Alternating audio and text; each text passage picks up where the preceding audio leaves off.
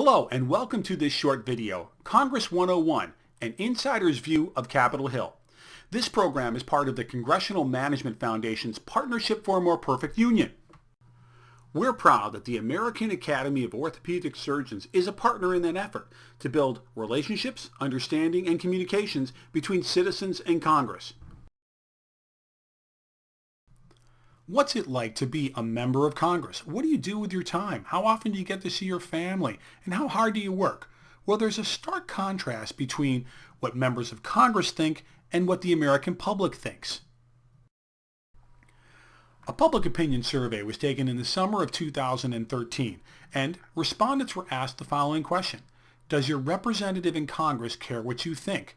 Contrast that with a survey taken by the Congressional Management Foundation of members of Congress, which asked, please rank the most important aspect of your job.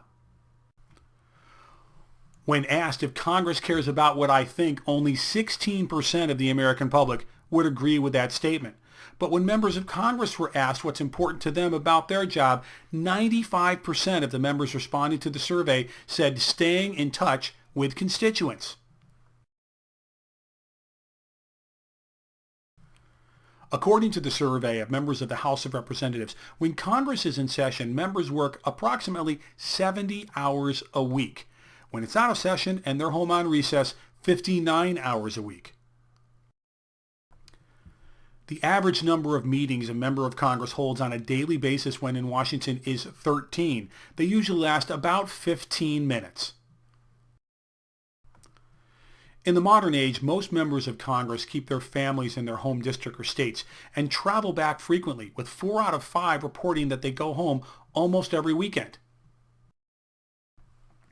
So how do members of Congress actually spend their time? Well, it's not what you think. Many people in the punditry class and the public think members of Congress spend their time raising money. In fact, according to a survey of members of the House of Representatives, 35% of their time is spent on legislation or policy-related activities, such as meeting with colleagues or attending committee hearings.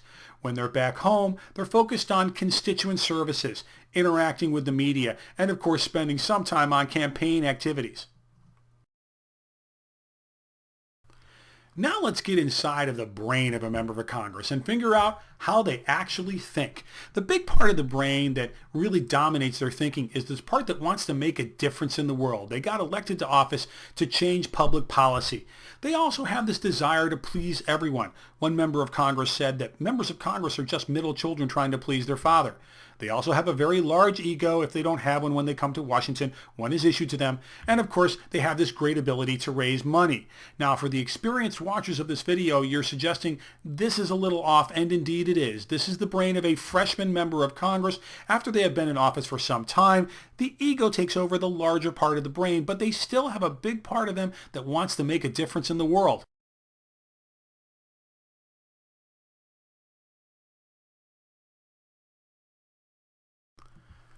Let's now examine the basic makeup of a congressional office.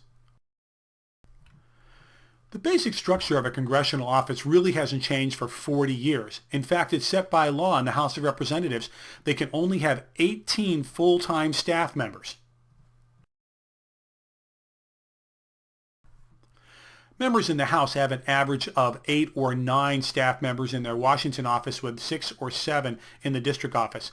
Senate office structures can vary based on the population of the state, with larger states getting more budgets for staff, but the average is 35 staff members, with about 60% of them in the Washington office. Staff serve in a variety of capacities for members of Congress, such as Chief of Staff, a district or state director, legislative director. The most prevalent positions are legislative assistant, or in the district, a caseworker. And if you do travel to Washington to meet a member of Congress and her staff, you're going to notice they're pretty young.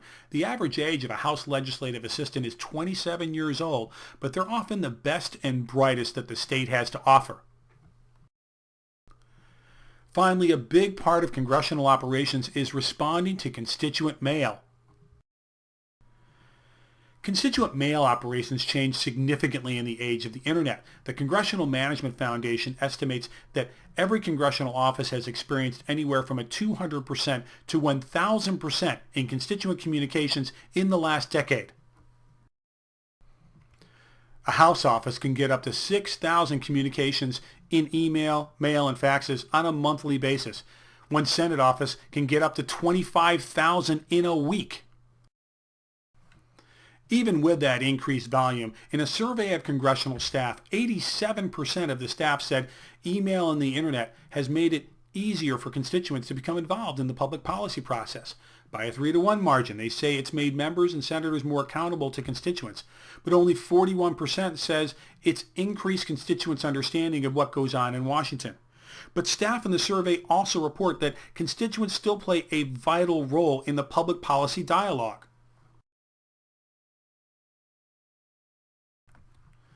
The Congressional Management Foundation survey of congressional staff asked this question: if your member or senator has not already arrived at a firm decision on an issue, how much influence might the following advocacy strategies directed to the Washington office have on his or her decision? 97% of the congressional staff responding to the survey said in-person visits from constituents would have some or a lot of influence. 96% said contact from a constituent's representative, which was described as a nonprofit leader, association leader, or corporate leader from the district or state. So the data clearly shows that citizens getting involved in the public policy process can actually make a difference in legislative outcomes. Thank you for watching this video. It's part of the Congressional Management Foundation's Partnership for a More Perfect Union. If you'd like more information or more research on how to build effective relationships with lawmakers, please visit our website at congressfoundation.org. And remember, your voice makes a difference.